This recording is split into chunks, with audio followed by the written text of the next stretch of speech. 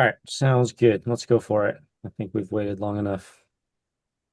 Let me share screen real quick. So you all have two major assignments this week in that we need to have everyone put their final slides, like David talked about yesterday, in one giant slide deck. So please do that as soon as possible. I'm like super excited to start pairing people with mentors and all that.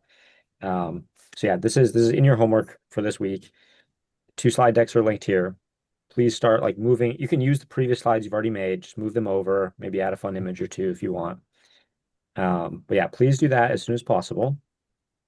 And then what we're going to spend the rest of recitation today talking about is finalizing your first DNA order.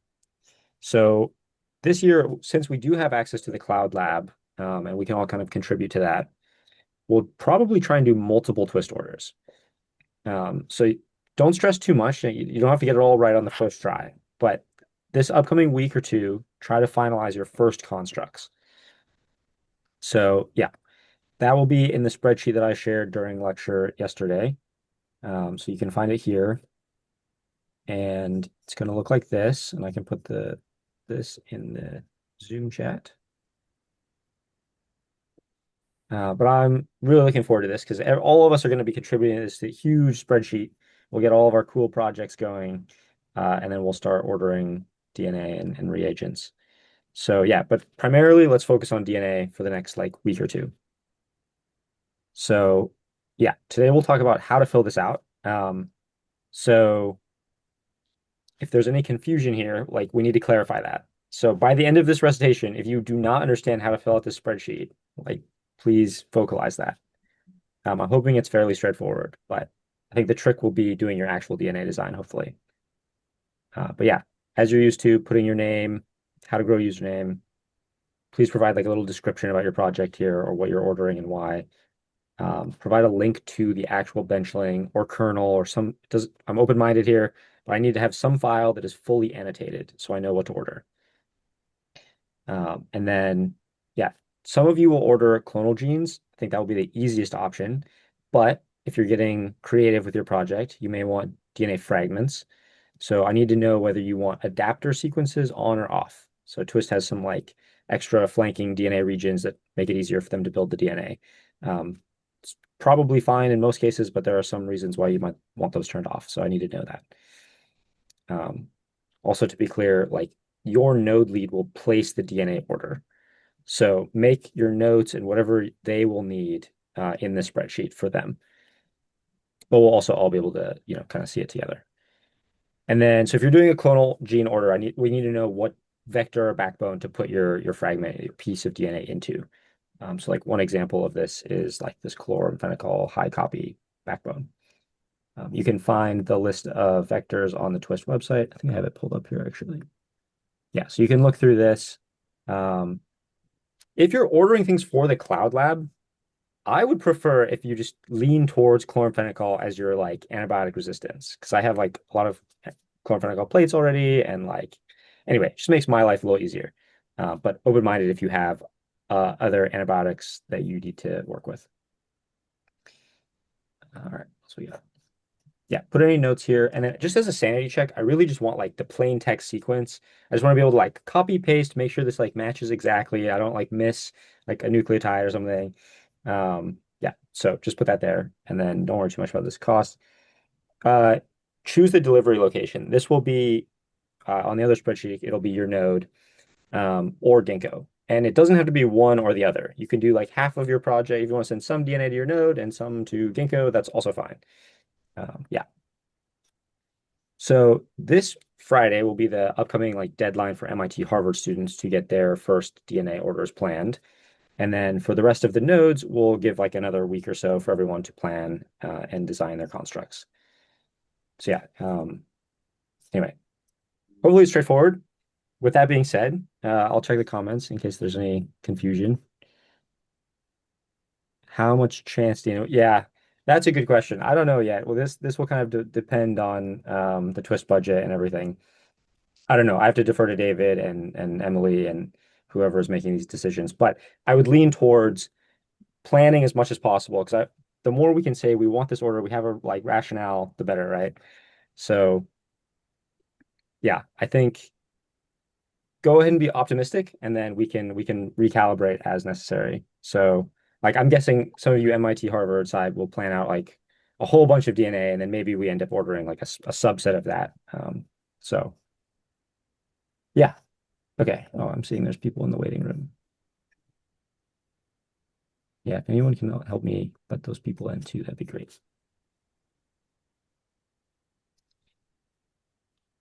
Okay, so for anyone just joining, we just went over the spreadsheet and how to plan out your ordering of your DNA. But then we'll also let ICE for the next little bit of this recitation just kind of talk about how to actually design your construct and exactly what you'll need to put in the spreadsheet. Yeah, hopefully that's clear. So, does everyone feel good? Everyone knows where to find everything for now? Cool. Oh yeah, Abhishek, that's a good question. It'd be nice if you can like template an idea of how you might envision this running on the Cloud Lab, but um, as like a starting point, if you send DNA here, I will most likely just express it in cell-free if it's compatible with that, and then we may look at like showcasing whether your protein was made or folded. Yeah. So yeah. So like ideas are great, but then we'll probably have like a preset protocol we'll run no matter what, and then we'll like expand from there. Okay. Seems good. So, Ice, how you feeling? You ready to do some benchling shenanigans?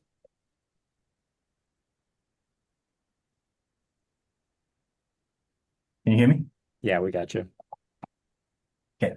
So, um, as Ronan said, the most important thing today is to make sure that you can, um, you know, get yourself ready for the DNA orders. So, because it's the cell-free lecture, in this week, we want to, revisit the cell-free from another angle. So, I'm gonna spend like maybe 5 minutes trying to walk you through, how the cell-free system work, from, maybe like a more digested approach. So that would be like 5 minutes. And then we'll get into like some kind of like prompts to start our DNA design. So hopefully, if there is any question, please like feel free to put it in the chat or like, try to, raise your hand, whatsoever, during the talk. Because like we prepare just a simple task so that we show you, the simple things. Um, and hopefully like that can prompt us to more question so that you can go through, what would be needed for you to order or design this DNA construct.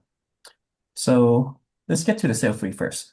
Hopefully you can see my screen. Looks good. Okay. So, what we're going to talk today is going to be mainly about, revisiting the cell-free expression system. I'm going to walk you through, what are the two different cell-free expression systems. And then we'll get into the HTGAA design. And at the end, we talk about the two's ordering. So that should, it shouldn't take the whole hour. But we are leaving the time for the discussion so that we can, have a, useful discussion. And whatever recording would be good for us to walk through. All right. So this is like my first slide whenever we talk with anyone about the designs. When we're trying to design the synthetic biology or molecular biology in general, we usually design at the DNA part because when we have this DNA, it's typically work as a storage of information or whatever function that is going to get transcribed and translate into the RNA and protein that's going to generate whatever downstream cellular functions. And most of the time in microbe or even in mammalian cells, we're going to be engineering this circular small DNA that we call a plasmid.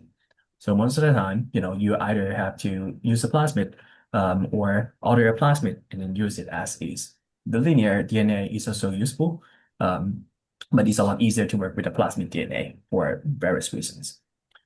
So, if we take a step back and take a look at these like DNA, RNA, protein, most of the time we call these a central dogma. There are a lot of components that would be useful in the central dogma. Like if you miss some of these parts, it may not work. So for example, you want to do DNA replication, you need the DNA polymerase so that it can replicate the DNA itself. if you want to do the transcription, you need the RNA polymerase so that it reads the DNA into RNA. And if you have these RNA that you want to translate into the protein, you will need the ribosome and also the tRNA and the other things that bring the amino acids together. So these are the key core components. The question is like, if you want to make a cell-free reaction work, how many of these are going to be necessary for you to do this cell-free reaction? You can probably guess that, if you want something that doesn't really, that you're adding DNA yourself into the reaction, you probably don't need these DNA polymerase. You need the RNA polymerase and ribosome so that you can turn the DNA into the RNA and then RNA into proteins. Most of the times, you may need the T7 RNA polymerase because it is a much simpler RNA polymerase. You can see from the picture here, RNA polymerases look a little bit complex. This is like, what I draw from the actual structure. They have like 5 or 6 components assembled together, while the T7 RNA polymerase is just a single piece of DNA. A single piece of protein. So most of the time in the cell-free system, you will want to use the T7 RNA polymerase much more than the E. coli RNA polymerase. There might be other stuff that you want to keep into the system as well. So just like leave it as arbitrary parts right here. So most of the time, when these are in the cells and doing their own function, they would just be contained into these kind of membrane structure that we call them a cell. There are other things that I didn't list here, but when you sort of break this part open, a lot of the membrane will just like hang around, but they will be exposed to a lot of other components in the solution whatsoever. So when you have these kind of like components or parts inside the liquid, which is a cell-free now because you break apart the cell, you may want to make sure that these are remaining functional. And also maybe if they need some other thing that the cells were previously producing, you may want to supply that to these cell-free reactions so that they remain functional.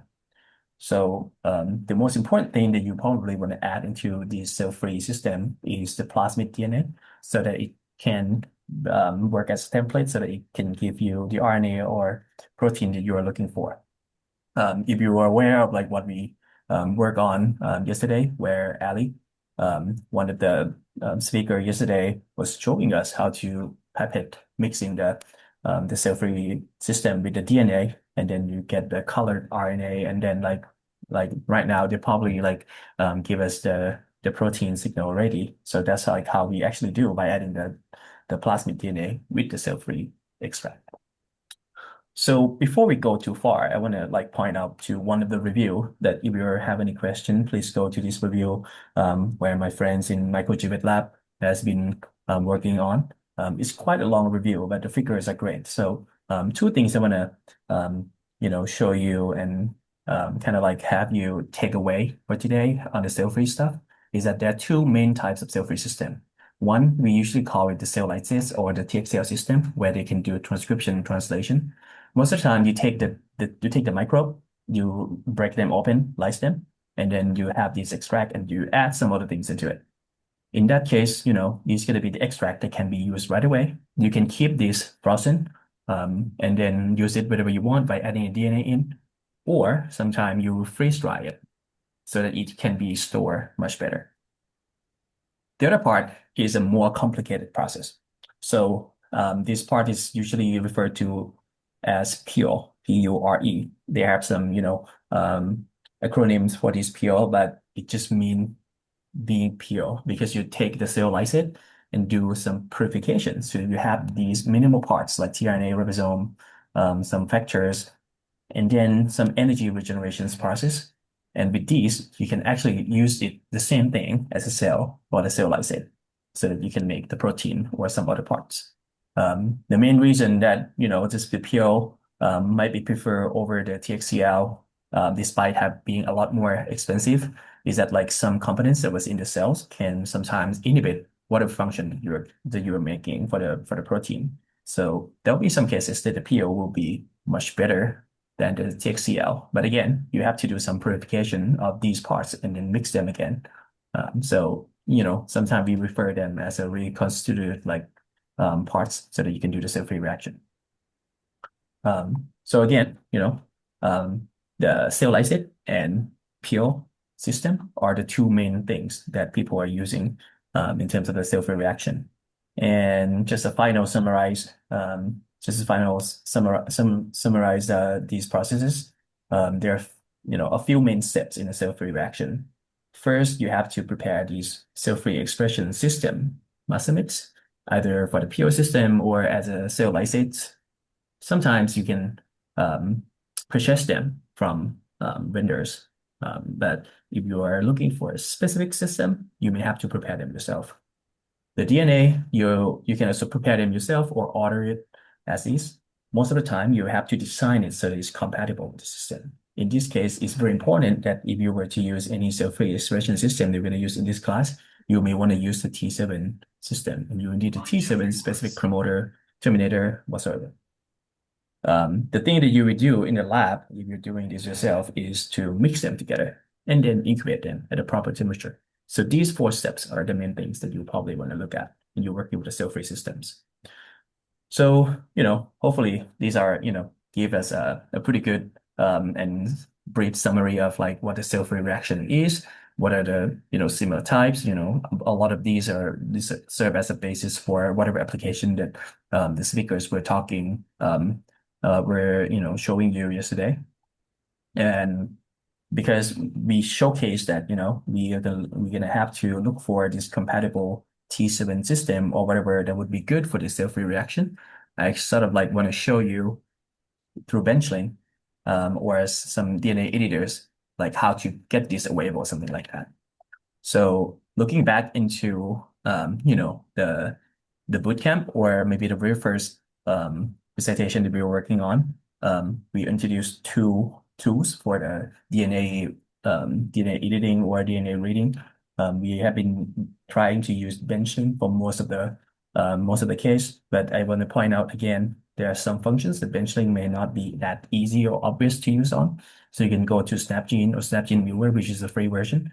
So that you can take a look at some function as well. And I'll show you why do we care about Snapgene at all today when you run into some issue that I'm going to show you. So the prompt that we have today is that we have some proteins in our system where we were working on and they don't develop colors. Even though we have everything that we are pretty confident they're expressing properly, they're likely lacking a cofactor that E. coli or most bacteria doesn't produce. That compound is called biliverdin. This is a chemical structure. It's kind of like prevalent in mammalian system or in human cells as part of like, the thing in our bowel salt or whatever. But we don't have that around in microbes. So if you want to make this around, you have to add another enzyme so that you can make this person protein be fluorescent in terms of the fluorescent system. The second part is that like there's some interest in making the vitamins that would be useful in in whatever food supplements. And this is actually part of our metabolic engineering lab, which we're going to look at later on. What I'm going to show you in this part is that like to make these carotenoid compounds, you actually need a couple enzymes. And when you have a couple enzymes, it doesn't mean that you have to add a lot of plasmid. And for each one enzyme, you can actually put them onto the same plasmid. And that's the setup that we have for that lab.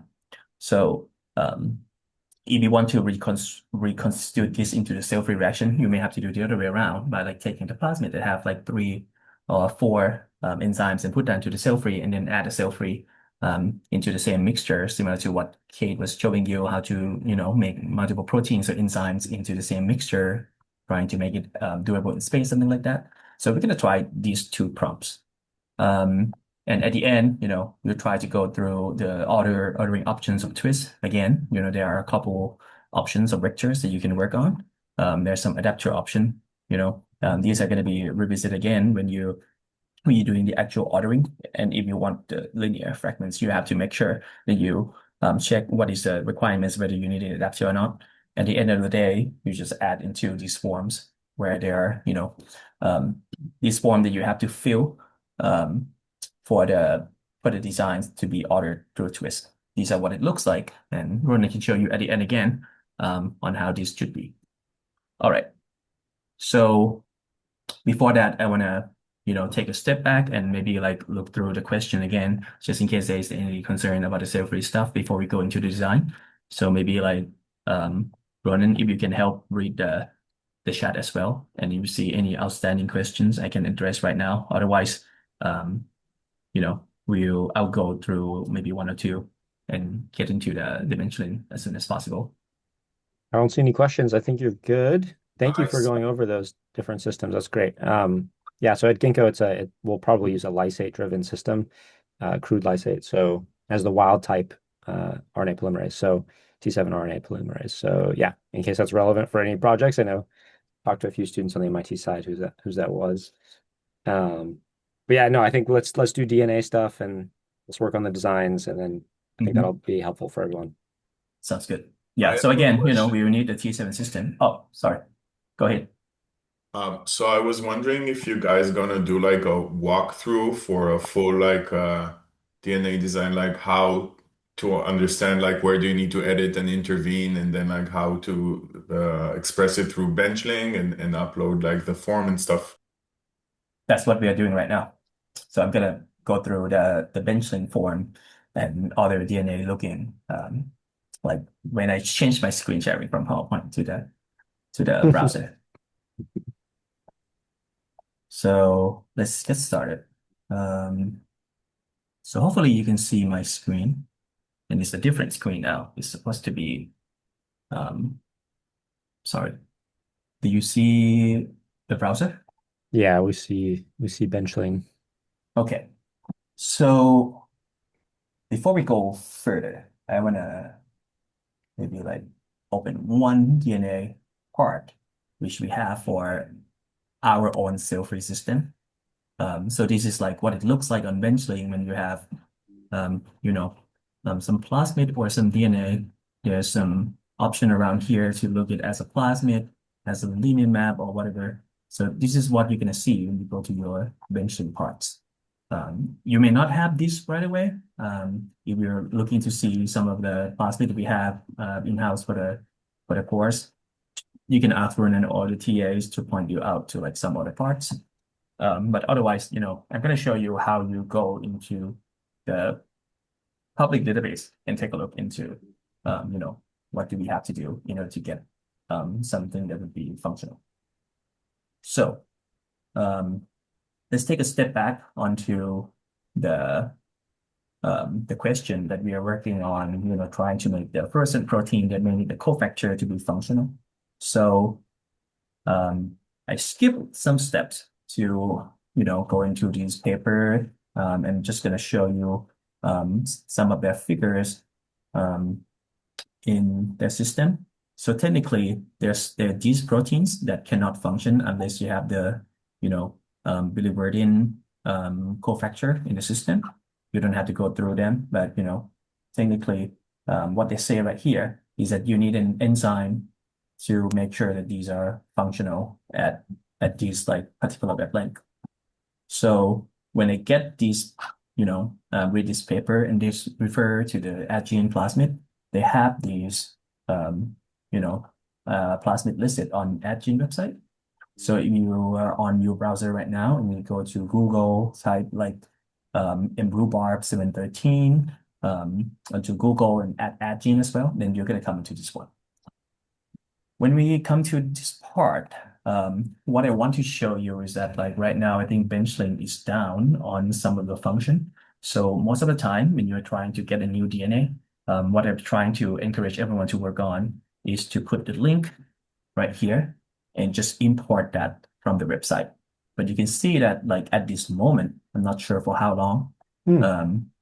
importing from Agin is not available. So you have to go through another route. Again, this is not what we were doing in the start of our class because that function is available, and you can see that you cannot import here. So you have to do some different route. So we go back to this part. I actually log in as my own account, and then I can download this image or the GenBank file or the snapgene file. So in this case, I'm going to download the GenBank file, and I'm going to go back here and upload it, or you can drag as well. probably this one. It's not as perfect because you're technically, doing it doesn't go through the online function, so it doesn't really recognize what you are downloading right now. But technically, this plasmid, in the description, it should show up here as pet duet mRhubarb 713 HO. So if you go to, what they have here, the description here is that they express mRhubarb 713 fluorescent protein and heme oxygenase. So that means they have two things on this plasmid. One of them is annotated here in the system. It seems like heme oxidase was not provided here. So like if the prompt is that like I have a plasmid that I have like this IRP already, but I want to take this part out and then make another plasmid so that I can keep it together in the bacteria. And I don't only want another fluorescent protein and I want to separate them. I probably want to make sure that I know where these heme oxidase are, right? So what I'm going to show you here is that once you go into Benchling, this is what they show you. This is what they give you. And you see this IFP part, right? But there is no annotation at all for that heme oxidase. So this is when you run into a problem. Because if you are, reading a paper, you don't really know what is the DNA that was conferring to the gene that will express into the heme oxidase. You can sub-guess a little bit that like, hey, you have the T7 promoter here. Something that was like named as a promoter probably means that it was like driving something downstream. So in this case, there are some ATG sequence around here that can translate into your sequence. Because I know this plasmid pretty well, I sort of know that this NTE1 cut site is where the start codon is going to start. And this is the ATG part. So I just drag the whole thing here and do translation. I can probably figure out where the start codon and the stop codon is. So from here, you see that this is actual start codon ATG, and the stop codon after translating is actually coming to this point. Let's stop at TAA.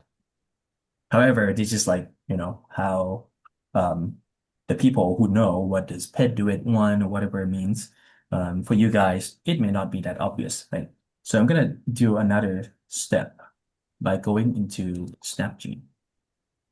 Ronan, do you see my SnapGene or no? We don't see Snapsheet. This is a Okay. phenomenal example though. I think this is like a very common experience, right? As you import something, you're like, wait, I don't know where like half of it is. Mm-hmm. And you have to like search around. We were just doing this on the weekend. Yeah. Yeah, so this Yeah. is perfect. I hope this is clear for everyone so far. Yeah. Yeah. Again, like if you are confused, you're not the only one who is confused.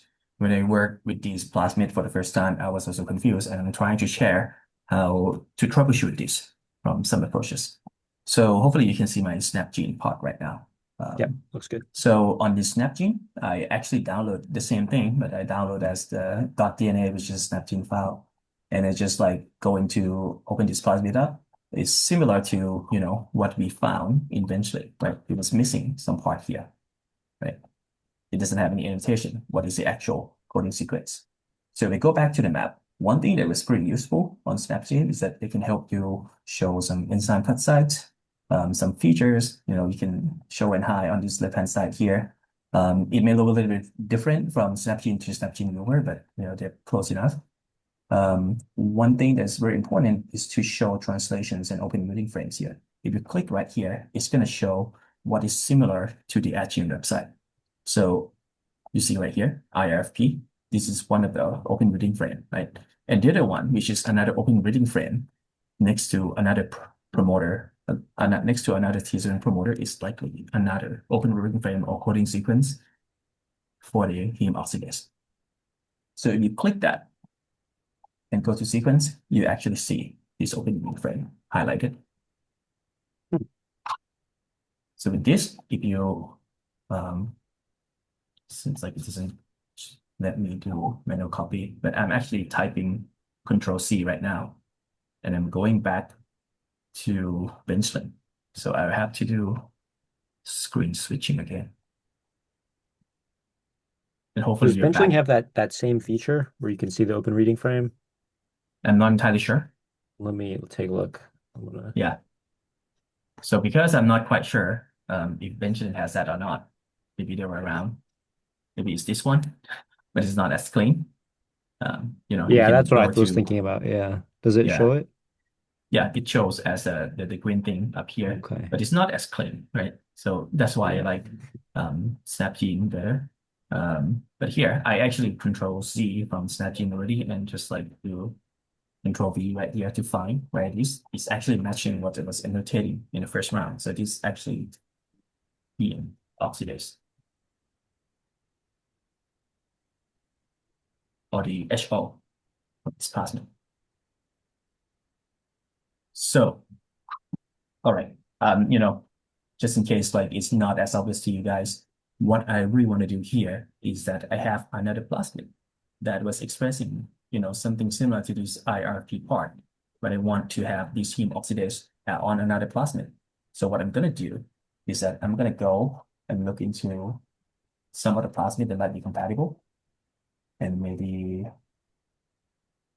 I'm gonna use this one. So this one is another plasmid. Um, The plasmid I have is using current clinical resistant and also P15A backbone. This one has compatible part because it was using another original replication and another antibiotic resistance. So it seems like it might be a good um, template to use. If you're, wondering what does that mean about, the original replication or other things, you may want to revisit some older lectures. I'm going to move a little bit faster here. Just keep in mind that like what we're trying to do right here is just changing coding sequence from one to the other. So I'm going to change this one to heme oxidase. And what I have right here in our vector is that this is labeled or assigned as, IO3 and KO2, one of our fluorescent protein. Seems like I can just replace this one with our coding sequence, and that should just work and turn into like a new functional enzyme. In our part, it was a little bit modified so that it has a constant side code, first initial like C terminal and N terminal. So if we do this translation here, you see that this is the real start codon and this is the real stop codon. So what I'm gonna do here is that I'm gonna replace everything from the start codon, copy it, and replace here from start codon to stop codon. So you just went from start to stop on both plasmids, just Yeah, ported it over. Okay. yeah. Assuming that I'm gonna keep all the part the same. So what you can see here is that there are probably some promoter part and terminator part in this plasmid because they were expressing MKO2, which is one of our first protein previously. So if I just replaced from the start codon to stop codon, this heme oxidase gene should be expressed in a sort of like similar transcription, similar mRNA level as that previous system. So here you can see, some terminator part here is okay. You don't have to know all the parts that you need to have some of these parts. So if it's already functional, you can skip it. The same goes here. We have this ribosome binding site and promoter right here. I'm not going to change it in my initial design. So let's assume that like one of our vector, which is like very similar to this one, was deposited at twist. We can actually order like ask them to like, hey, can you change the whole coding sequence from that fluorescent protein to this heme oxidase enzyme and just put this as an order. So when you do it, you will probably have to, copy this part as a coding sequence. I'm going to another page to get this form right now, but I will probably get into one sec. Okay, so right now you've only copied the open reading frame, the like coding Yeah, sequence. Okay. yeah, only the coding sequence, but I kind of like want to put it in here and put it into this ordering sheet, assuming that I want to order just this one, and I have to go and find the vector and some of these types. And at the same time, I'll probably like, want to give this to the TA team so that they can take a look at this benchling sequence. So this is not Also, everything yet. yeah, just to add here for the benchling link, make sure and like annotate.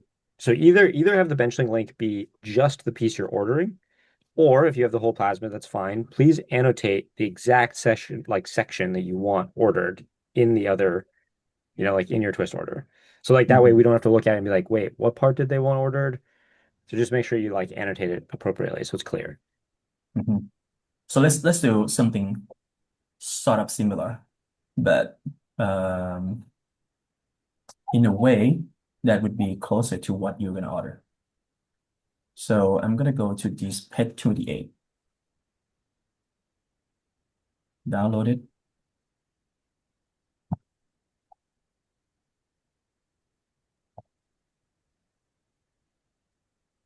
and we're gonna do the same thing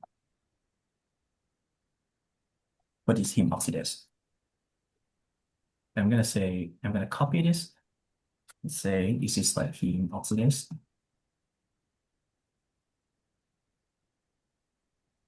Then go back to the vector. You see that there are some of these like T7 part. It was actually annotated here that this is the ATG after this efficient ribosomal binding site. It's very clear in this vector where the start codon and stop codon is. This is terminator, so it's probably going to read until that part. So this is likely, the actual coding sequence that you're going to get when you do the protein expression from this plasmid. What I'm going to do is that I'm going to go back again to this heme oxidase, copy from the start to stop, and replace the start to stop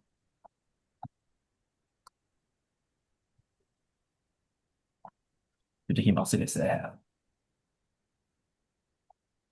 Now, what you're seeing is that I'm actually doing on the part that was compatible with the twist order already. So what I can do is that I'm going to change the specification there to this PET28A. It's a clonal gene, yes. And another option is maybe like you want to tell, what kind of like cut site that would be appropriate for this one. So this is like a little bit like, not obvious to everyone. But what you can see right here is that there's a cut site, like this NCO1 and XHO1 cut site, where it was the part that, can be used for the cloning. And it will be listed here as well.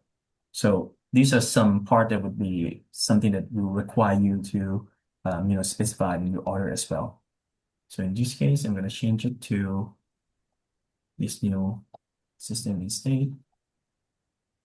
Put it here. Yeah, if you want to add another Oxidase. column for that, maybe we should. Yeah. Again, we go back and they say that, stack one, Hindi 3, BAM H1, XHO1, ND1, XHO1. This is how it looks like for the NDE1,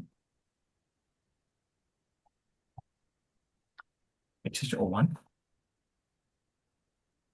So what you can see right here is that this is the schematic for some kind of expression that is changing only subpart of these and keep some of the starting sequence and downstream sequence around so that you can still keep those.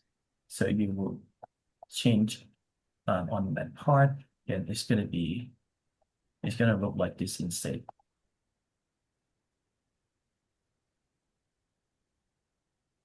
Start codon to somewhere around here. And in this case, you're actually introducing the stop codon yourself. TAA right here. And if you want to, keep this his tag part, you have to make sure that the stop codon is gone and is in frame with the his tag part. So this is something we can do. All right. So hopefully, that give you some example of like how to order this kind of like a single piece. The other part that I want to show you guys is that If you go for something that was more complicated, for example, there's this plasmid that have 3 genes, and it has CRTE, CRTI, CRTB. When I download it, it's not quite clear what is labeled in this part, but I sort of know that, like, it's probably not this origin or CMR or something like that. And these are what looks like the coding sequence on the AdGene system. So if I go back and try to download it and put it on Snapgene, I will see just this thing when I put it on Snapgene. Hmm. You can do it on Benchling as well, but you can see more of the start put on. Snapgene sort of like filter a little bit. If you click this, then you see this piece. So let's assume that we sort of know that this is some kind of gene. You can go and take this sequence, copy it again. Then I'm going to go back to Benchling.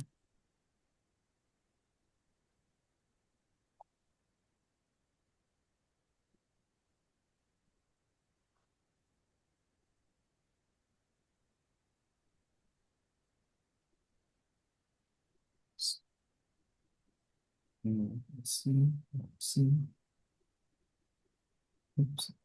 I don't know why I didn't find it. Maybe I just upload it somewhere else. But I have this open here. So when you upload it and you try to search for a sequence, this is probably one of the coding sequence. I'm just called first G. So this is when you have an issue, right? When you don't really know what this is, and you sort of want to know what this gene is referring to. So you can do this, like copy the amino acid and do the BLAST. You can submit this to NCBI BLAST. There will be an option to search as a nucleotide or as a protein. N stand for nucleotide, P stand for protein. So we click protein and do Control-C, Control-V for that protein sequence and do BLAST. I can actually check what this protein actually is. And my guess is that it's probably part of these, CRTE, I, or B. So this is something that, you may need to look into. You see, they're telling us this gene. So this polyprenyl synthase family is exactly one of the CRT. And that means that this is one of the gene that was part of the plasmid that we have. You may want to do that for the other, like multiple ones or something like that. And then you're going to have like all these things. So let's assume that you want to turn this into the cell-free part. You can actually copy this whole thing and go to maybe one of our cell-free part. And I want to change this into maybe CRT, CRTE. You go to the CRTE, you actually see that this is the actual transcription system right here.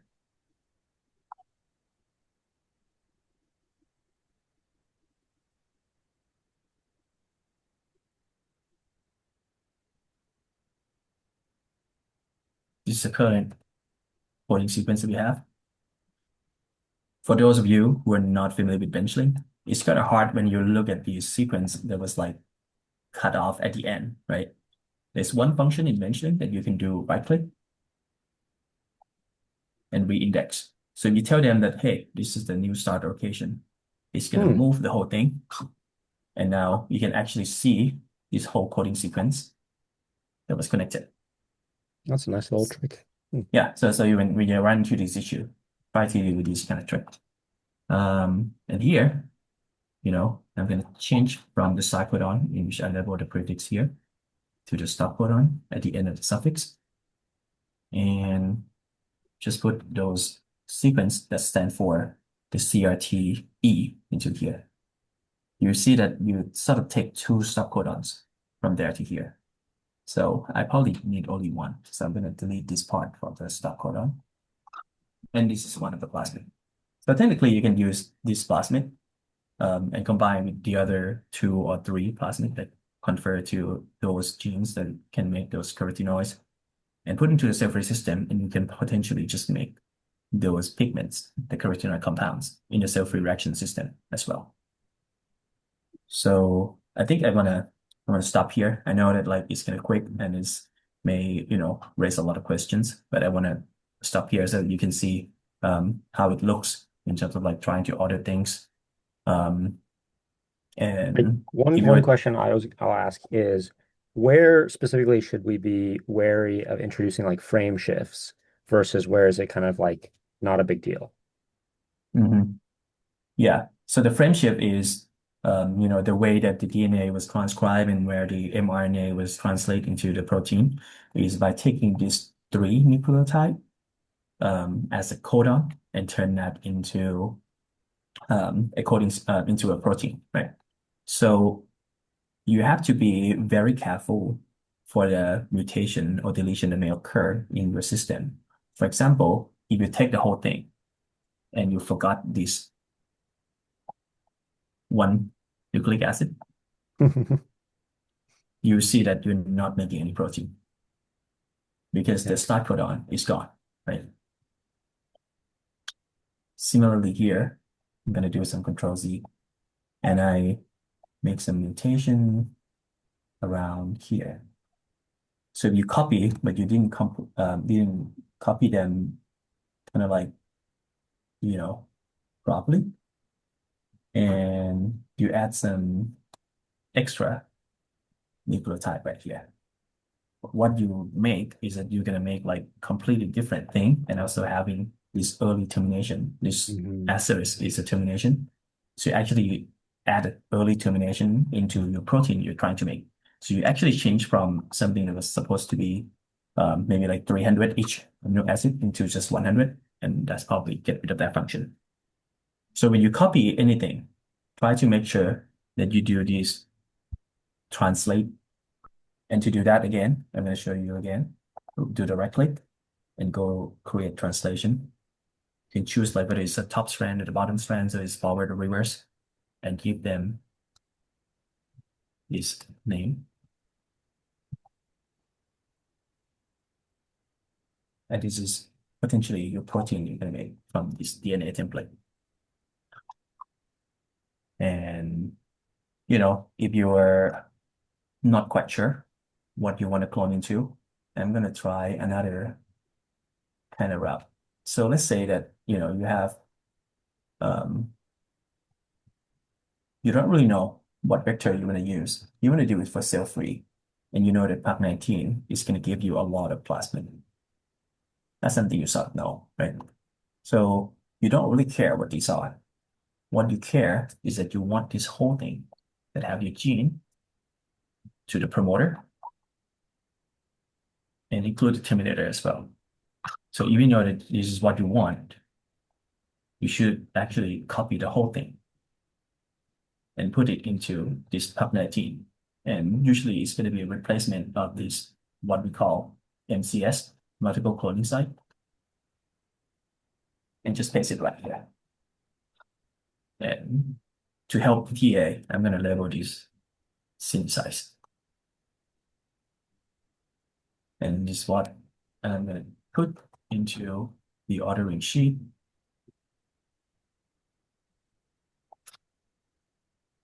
PUB19, on gene, an insertion point. Doesn't matter to us anymore, right? Like it could be in D3 XBA1, but that shouldn't affect anything because we have the promoter and the terminator in this sequence already. Doesn't really matter where it gets inserted. It's gonna work from the promoter to the terminator. And then if we were to complete the whole thing, I have to put this link in, but then it is like cell-free CRT E expression and add project name, something like that. And if I were to complete the whole thing, I would go to my order, untwist. So this new project.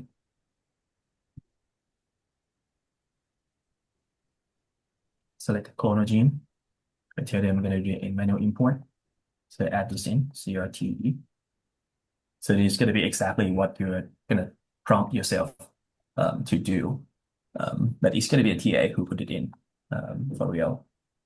So they will take this in and figure out what the template, whether the synthesized tune fragment will be okay or not, and they're going to put into the vector of your choice and telling them to put into the Buck19 using this Hindi 3 HTML site. Boom.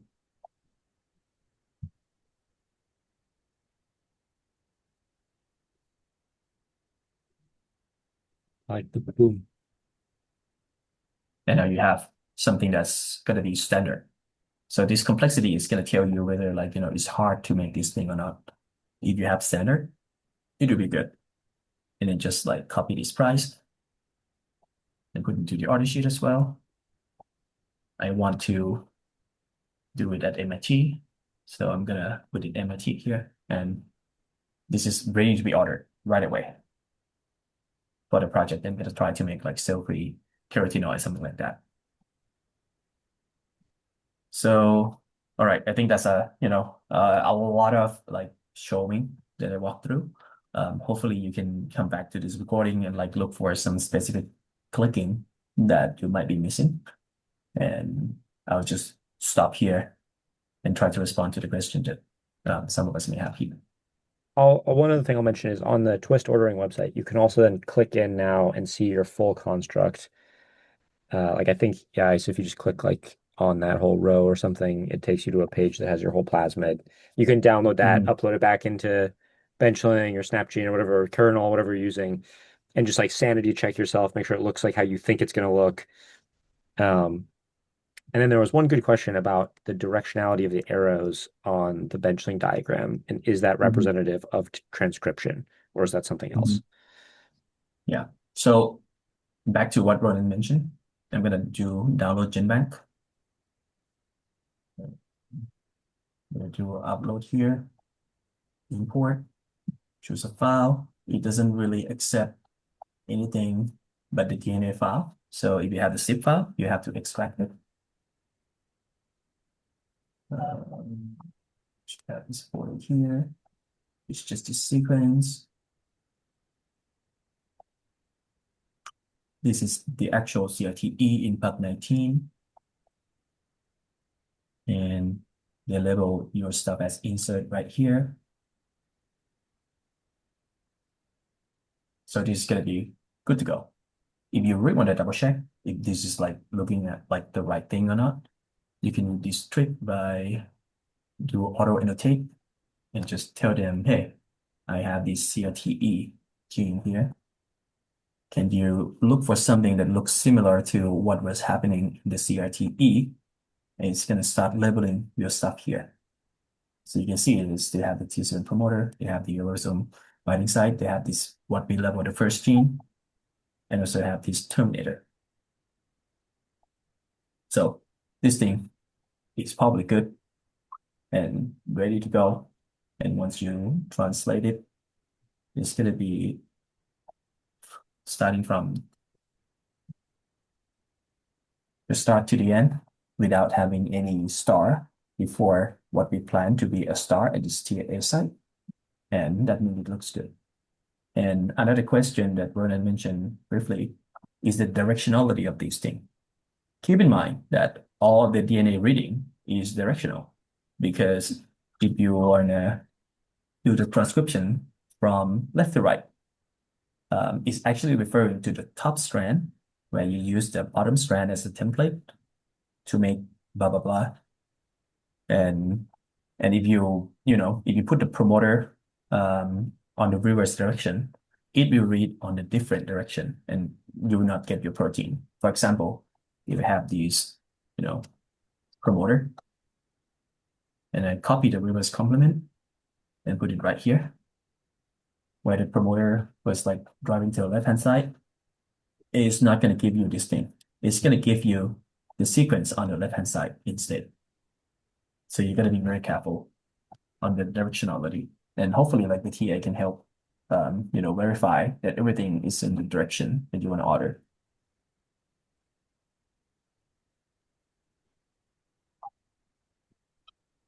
All right. I'm gonna stop right here. I'm gonna go to the question now. Um, there is a question about the multicolored labels, annotations at the bottom. So there's a good question right here. So you see that this is a different color and it has like one little thing onto it. These are amino acid sequences. So this codon, the start codon, will usually give you methionine. This thing, GAA, will give you E. What is E? Um, E is actually glutamine. Hmm. I have a paper telling me what codon turns into what amino acid next to my working place here. So that's why I can give you what E means in a minute. R is arginine, I is isoleucine, something like that. That's something that was like helping you translate this sequence into this amino acid sequence, and that's a good thing because when you want to check the sequence verification, blah blah blah, and you actually see some mutation. For example, if the mutation of this C turned into T, we can see that it's actually changing from arginine into cytosine right here, and it's giving you a different enzyme, and that may get rid of your enzyme activity, something like that. So that's one good thing to keep this thing around whenever you want to compare with some reference sequence or something like that.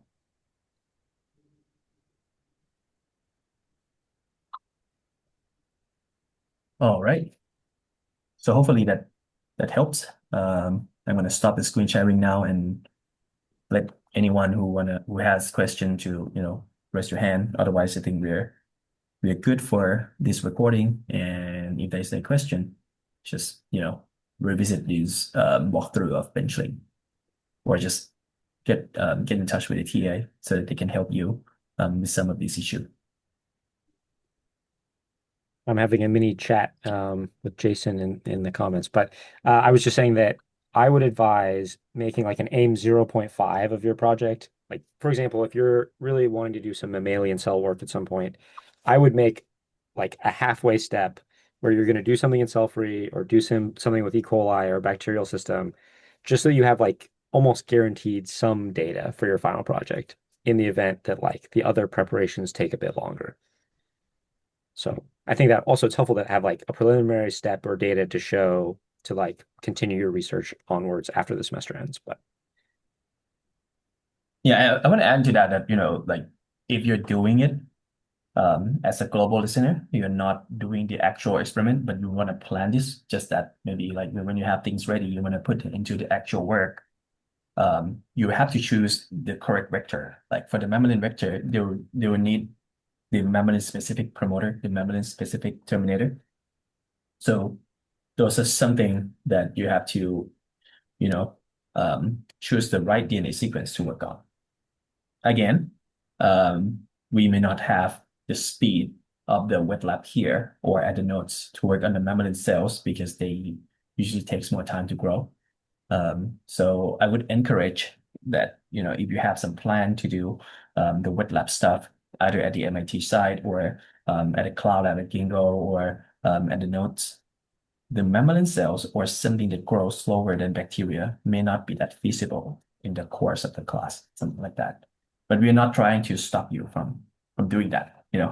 It's just that if they need more time, if they need 3 months to grow, then we probably don't get it done before the end of the class, which is less than 3 months, something like that. sounds good. Thank you so much, Ice. That was awesome. I feel a lot better about this whole benchling thing. Hope everyone else does too. And again, mentioning is great, but you run into issue, there might be other tools out there as well. Just don't use Notepad, Microsoft Word for this DNA information. It's not that good. I'm gonna go back to highlighting in my Google Doc now. Yeah, I used to do that when I started.